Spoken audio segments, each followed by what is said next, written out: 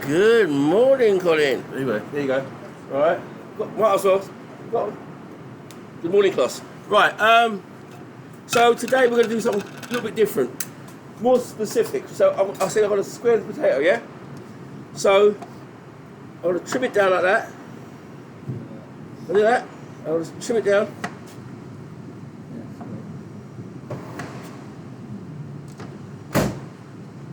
When you trim the first side down, you use that to keep it stable. So I'm going to trim it down like that. Normally, we keep the trimmings if we're going to make something like mash or something like that. Right? So that's peeling. What did I do? I put the peeling in the water. Because I'm not very clever. Peeling's right next. Right? No, I put the peelings in the water, so that's the waste. Right, so I put the trimmings in the water, yeah? So I'm going to do like that. I'll square it off as much as I can. Yeah? So you've got your nice and neat, right? And then I'm going to do something like this.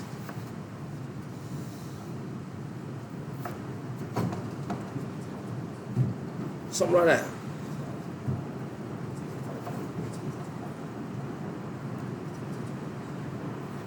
Ooh, look at that. So we're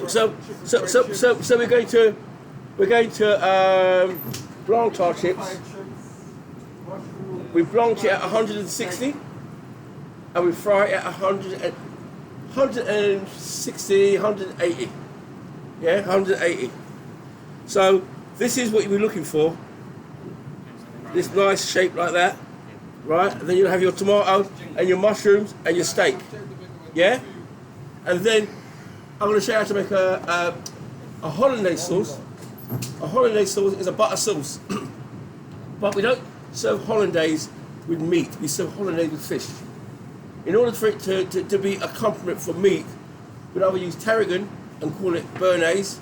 Today I'm going to use a little bit of either mint or tomato puree. If it's mint, it's called, I think, palwa. And if it's tomato puree, it's called a choron. And that will be the accompaniment for your steak. So you'll have nice potatoes like that. Yeah?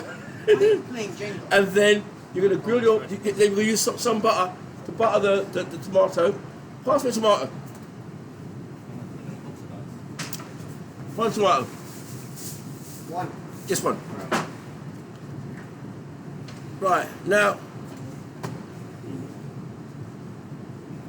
when the tomato is growing, it's attached to the stem is attached to the root of the stem. The branch is attached to the stem. Yeah? Yes. Like that? Yeah. So that is the top of the tomato. Right? When you're grilling a tomato and you want to cut it in half, you want to cut it sideways like that. So you've got a top and a bottom. Reason being is when you cut it like that, if you look at it, it doesn't matter whether it's top or bottom, that's what the customer will see. So you can have two plates like that, steak, and it's the same. Yeah? It won't matter, right? And it's a different shape, it's round. Right? That is how you present grilled tomatoes. Alright? Just to let you know, those mushrooms there, please don't take the stem out, yes. But do not peel them, please. Thank you so much. It's supposed to be the way it's supposed to be. I think it's a chestnut mushroom, yeah? So we're going to brush it with butter and we'll do the same, what we're going to do after? The steak, yeah? Or a little spoon. Right, so we're going to make a hollandaise and turn it into a sauce choron, yeah? So the first thing I'm going to do is just White or black? any colour. Little bit of vinegar. Right? Believe you me, the way I'm going to make this hollandaise sauce is the same way mayonnaise is made. The difference is where I'm using butter.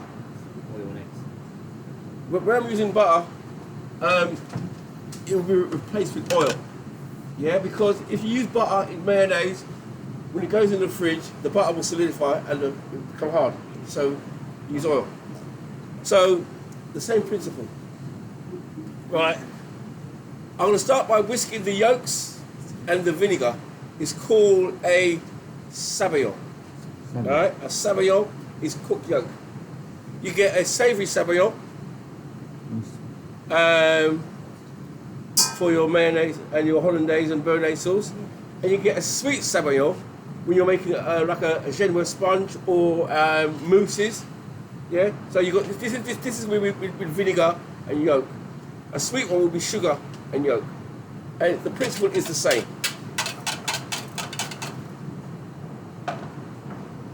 Right, this is about 2 egg yolks. Right,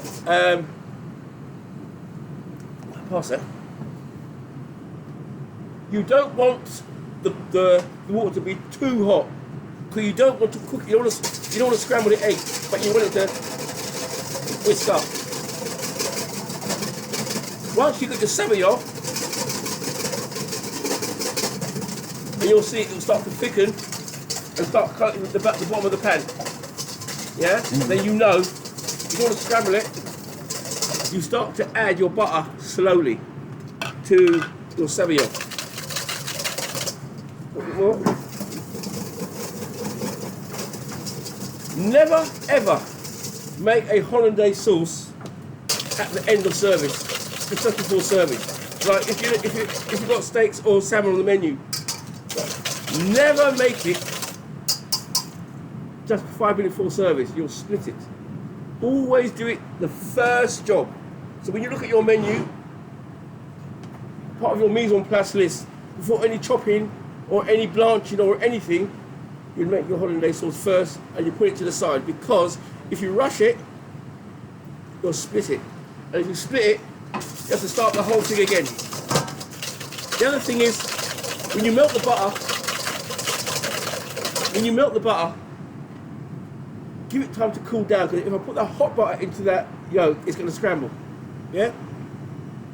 You at a time like that, eventually it will start to solidify like a mayonnaise. If I need a little bit more heat, get it going. Not too much.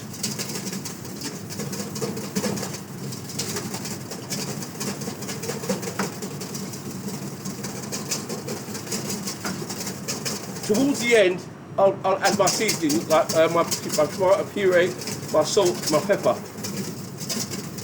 So that way I can adjust it. Once you've got the pepper in it and all the stuff in, you can't take it out.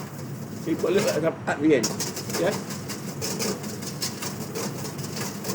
Normally, when you do a butter sauce, it's with shallots and peppercorns.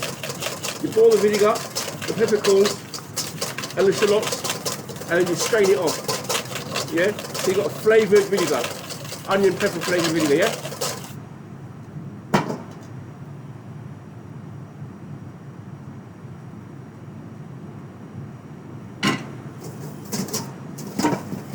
And you'll start to see, it'll start to come together now. An egg and oil sauce is called an emulsion, like paint, yeah? Because if you reheat it, it splits. Oil and water, almost an emulsion.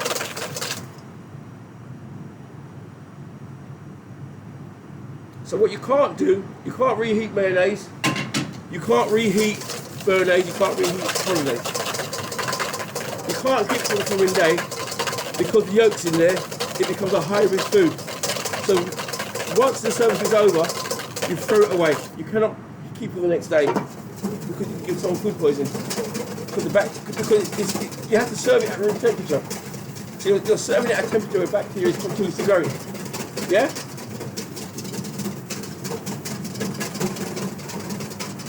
I don't like this sauce, but many people do. It's got too much ingredients in that I'm allergic to. At one time. I eat butter and I eat egg yolks not together. It's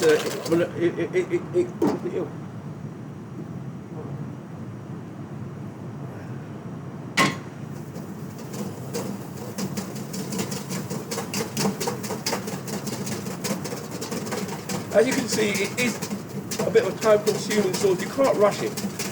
But if you rush it, it will split. And if it splits, do the whole thing again.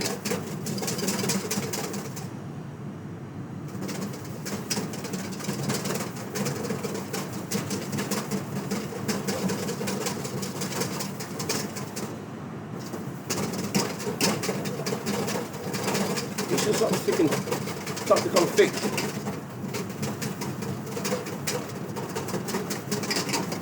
When it gets the right consistency, then I will add the tomato puree.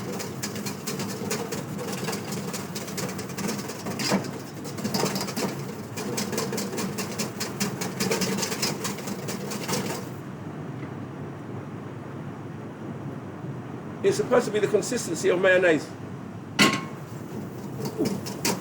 And just like mayonnaise, you can't put the oil all at once. You've got to put it in little by little and just apply patience.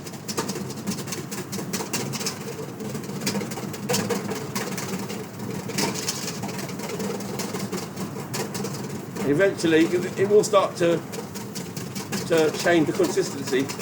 You just got to apply patience.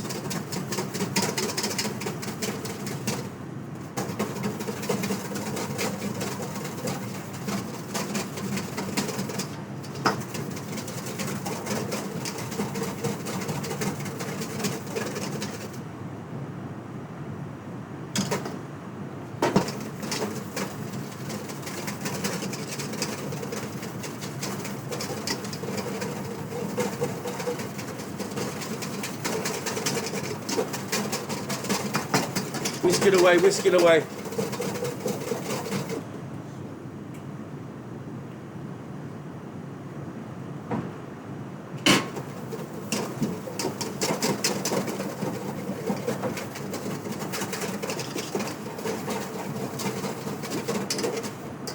Right.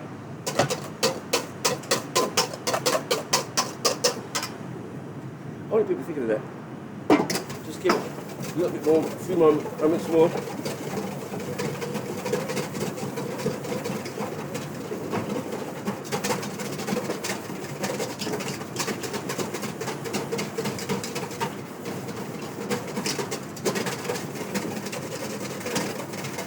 Just a few moments more, and then I'm going to stop it.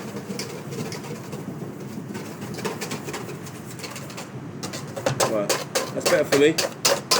Right, so there's a nice consistency there, folks. Yeah, it could be a little bit thicker, but that's fine. But as long as it's coating, yeah, that's a good consistency. Now I'm going to put a little bit of salt in there, touch of salt, and a touch of pepper. Not too much. Okay. Yeah, it's not supposed to be over seasoned. Just a little touch of pepper. And a little touch of tomato puree.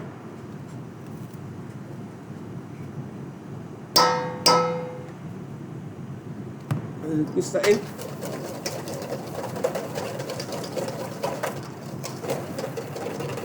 Right. Now that is your sauce choron. Yeah? I'll put it in a ramekin later on, and you can always try a bit with your steak or something like that. It's served at room temperature. Okay?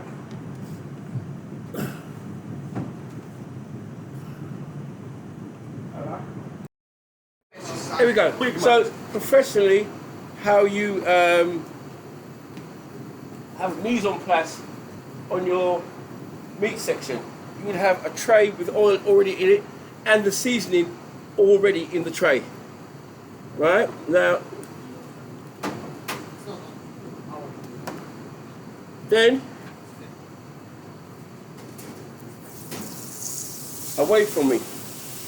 Little tongs that I asked for. Tongs, please. Right? A minute steak is a minute steak. So we're going to have it a minute on each side. Yeah? A minute steak is a minute steak.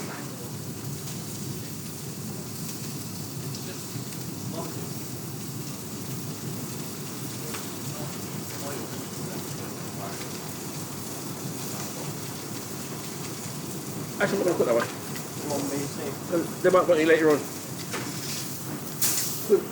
The thing about a minute steak is you can't cook it and leave it because you eat it straight away or it starts to get tough. Yeah. Yeah?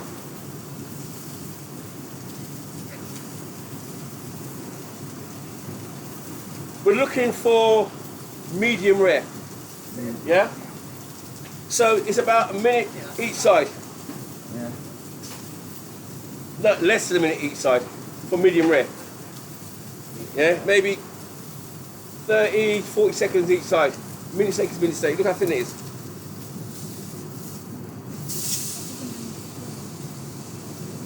Alright.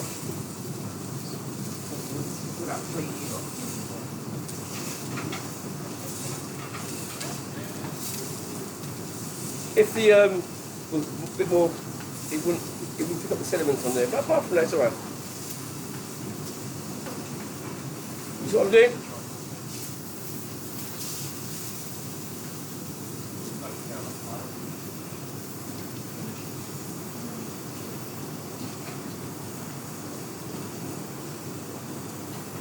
Make sure you drain the oil off the meat, so there's not too much oil on there. Alright?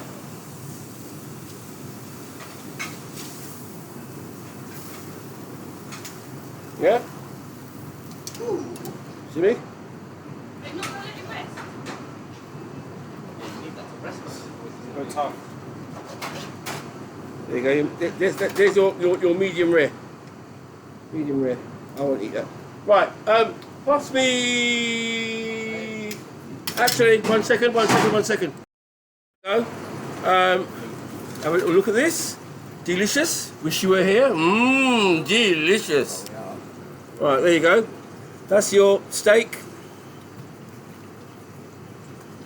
with your chips, mushroom, sauce choron on top of the tomato glaze, medium rare steak, and cress. Apart from the chips. Mmm, delicious.